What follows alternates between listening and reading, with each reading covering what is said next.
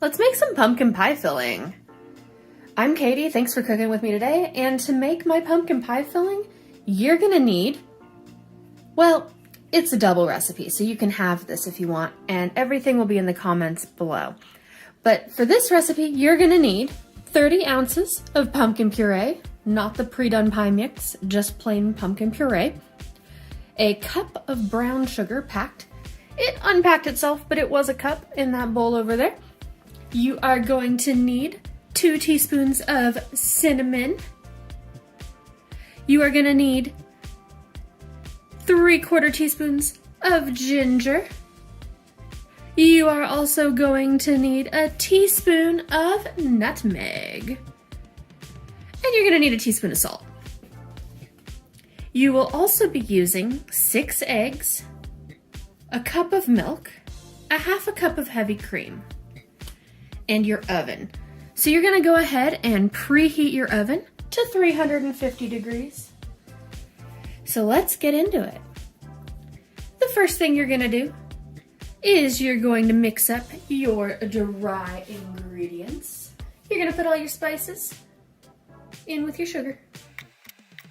Give it a mix. Then you're gonna add in your wet ingredients.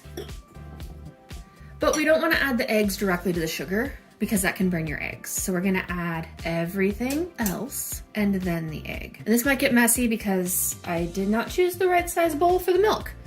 Oh, and that one, that's an almond milk. You can use whatever kind of milk you want. If you really, really hate milk, you can use water, but you'll have a little less flavor. And we're gonna give that a little mixy mix. Now with pie filling, we're looking for good. We're not looking for perfect. Pie filling is not a pastry. It's an art, not a science. We're gonna give this a gloppy glop. Now if you want to use this in your mixer, that is perfectly fine. I'm just doing it this way because I think it's easier to see in the glass bowls. And I'm actually gonna switch stirring utensils to a nice spat. If it starts getting too full, you can fold it, which is where you want to be turning the bowl, scooping from the bottom, and moving it over, like so. It will take a little longer, but it'll be a little less messy. And this will incorporate.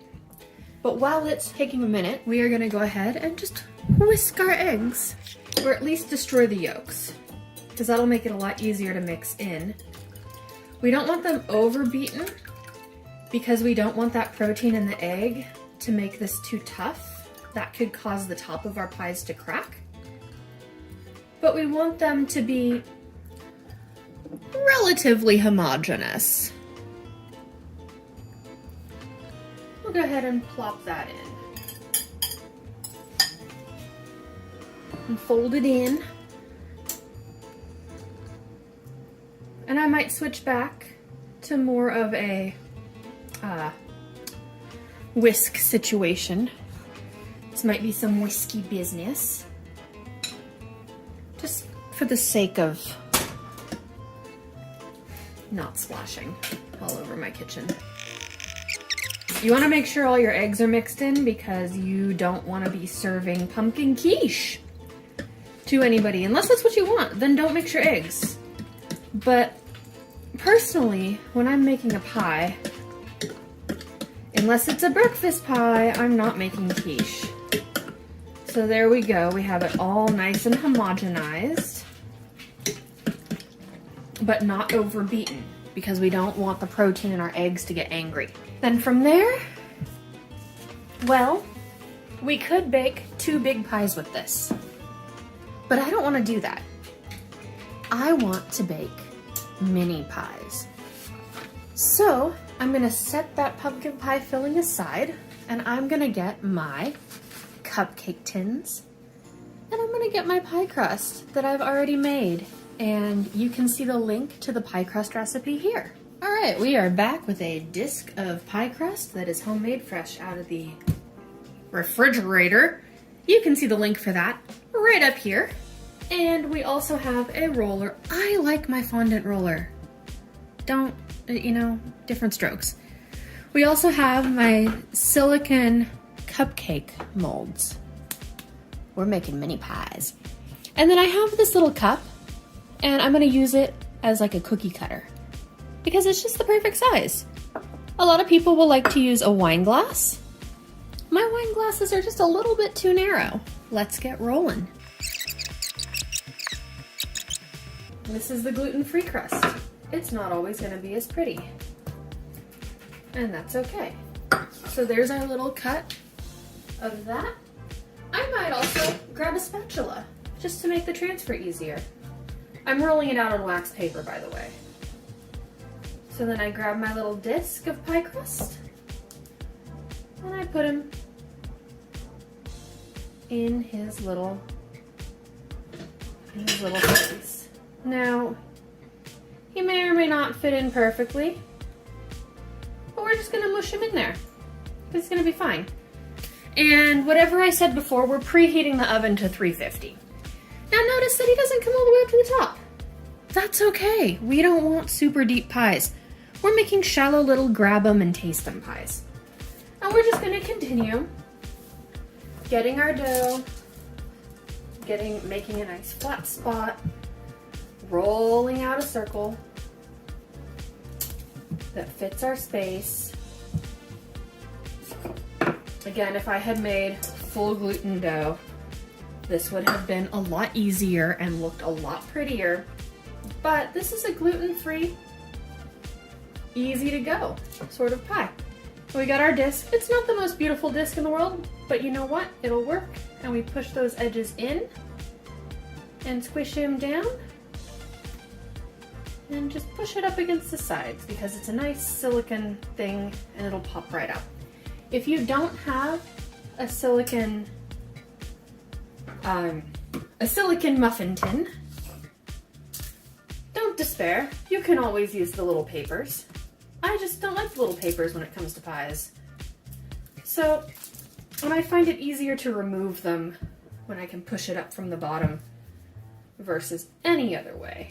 But we just roll this out nice and even, make our circle, and that's fine. If you wanted to be really particular, you could also flour it again with full gluten flour if you're flouring it down. That's gonna add to the pliability of the dough for the pie crust every time you add a little bit of that gluten flour. We don't have that luxury. So, we are making our gluten-free pies as we go. And I'm probably gonna speed through a lot of this.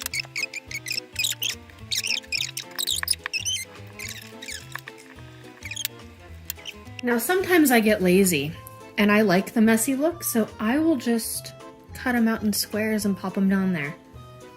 The circles, however, it's nice. Nice to do little circly pies.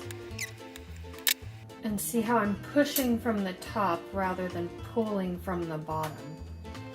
And that maintains that structural integrity that we need when we're not using gluten. Because yes, it's a 1-to-1 baking flour that I'm using, but you're never gonna get exactly the same. Baking is organic chemistry.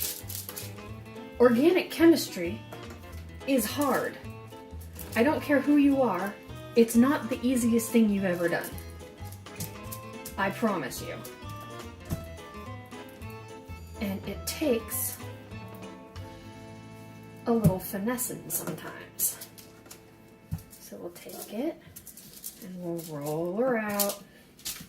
Sometimes I give it a little CPR to help myself out, right? I just give it a roll, roll, roll. If I was doing gluten, I'd be adding more flour, possibly. But I'm not. And that's just where we're at right now. But see how, even though this has only been in the fridge for about a half an hour, it's still working as a functional dough. and it's gonna make some delicious little pumpkin pies. So, she says that and then it completely crumbles on camera. You do have to be careful. You're making your own pie crust. But we can save it. We can. We have the technology. If you really need to, you can form it in the container. It will not kill it, and it's really not gonna look much different. All right, I'll see you when I'm done putting all of these into their little cups. Alrighty, so the scooper that I like to use, the spoon that I like to use to scoop the pumpkin pie filling into the cupcakes is this 1/4 cup measuring spoon. I'm not gonna use the full 1/4 cup in each one. I'm looking for a short little tart-sized pie, not looking for a deep dish. But I'm gonna go ahead and just start grabbing some filling and getting goopy with it. And just filling it to the top. It's not really gonna rise. You can hear my dog in the background because he's watching from afar, hoping that somehow I might drop something that he can come and scoop up.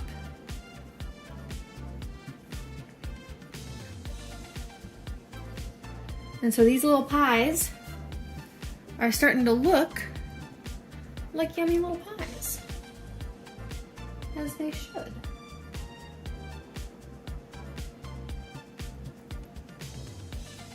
And again, it's totally fine to have leftover filling, because we are going to do stuff with that some other time. I don't like to keep it in the fridge for more than a day, so because of the egg situation in it. But if you're hosting a party or bringing treats to an event, you have this gluten-free goodness.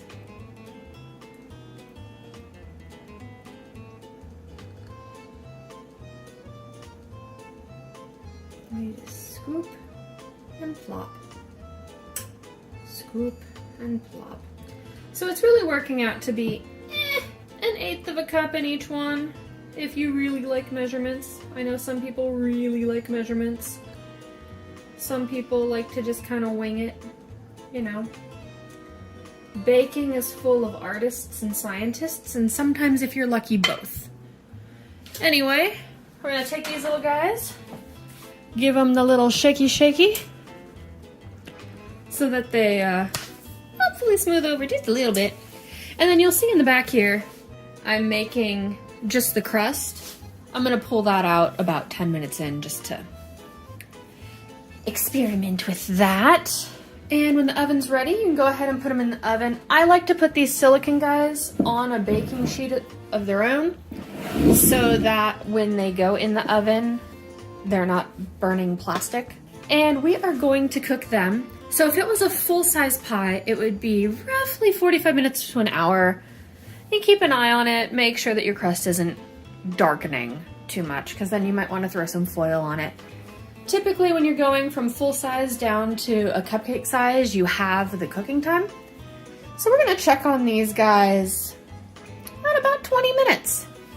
Let you know how it goes. And I will see you when they are out of the oven. All right, here they are after 30 minutes in the oven. We're just gonna take one and test it with my little cake tester here. We wanna make sure that it comes out clean. Mostly clean. The part on the end is my own bad and just technique, which is hard to do while filming. Sorry, we'll do that again. We go in, straight out. Clean. So they're done. A half an hour in the oven at 350 degrees. And might I say, they look so good. Let me change the lighting a little bit. There we go. Look at those tops. And we just had a little bit of cracking on one or two of them over here. Oh, there's my timer. Alexa, stop. And you know what can fix that cracking? You just put a little bit of Cool Whip on top. So, I will see you when these are all plated on display. And there you go. These are your finished mini pumpkin pies with homemade pie crust. You can also use regular pie crust or store-bought or any sort that you want. But these are gluten-free mini pumpkin pies. If you liked this video, please hit the like button. Please subscribe if you haven't already. Please let me know how the recipe worked for you, and I will see you next time.